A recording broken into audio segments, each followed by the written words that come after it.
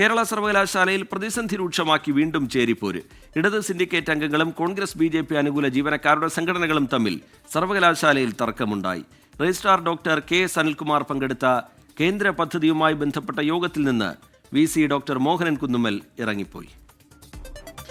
കേരള സർവകലാശാലയിലെ അധികാര തർക്കം രൂക്ഷമായി തുടരുന്നു. 100 കോടി രൂപയുടെ ഫണ്ട് ലഭിക്കുന്ന PM ഉഷ പദ്ധതിയുമായി ബന്ധപ്പെട്ട യോഗം തർക്കത്തെ തുടർന്ന് പിരിഞ്ഞു. ഓൺലൈൻ യോഗത്തിൽ സബ് കമ്മിറ്റിയിലില്ലാത്ത ഇടത് സിൻഡിക്കേറ്റ് അംഗങ്ങളും KS അനിൽകുമാറും പങ്കെടുത്തതാണ് തർക്കത്തിന് കാരണം. യോഗം പകുതിയിൽ അവസാനിപ്പിച്ച് vice chancellor doctor Mohanan Kunnummel ഇറങ്ങിപ്പോയി.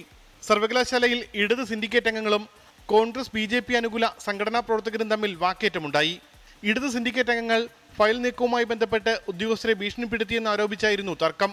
എന്നാൽ ഹെൽത്ത് സെന്ററിലേക്കുള്ള നിയമനത്തിനുള്ള സെലക്ഷൻ കമ്മിറ്റി നടക്കുന്ന സാഹചര്യത്തിൽ സിൻഡിക്കേറ്റ് റൂമിലേക്ക് അതിക്രമിച്ച് കയറി ജീവനക്കാരുടെ സംഘടന പ്രശ്നമുണ്ടാക്കിയെന്നാണ് ഇടത് സിൻഡിക്കേറ്റ് അംഗങ്ങൾ അറിയിച്ചത്.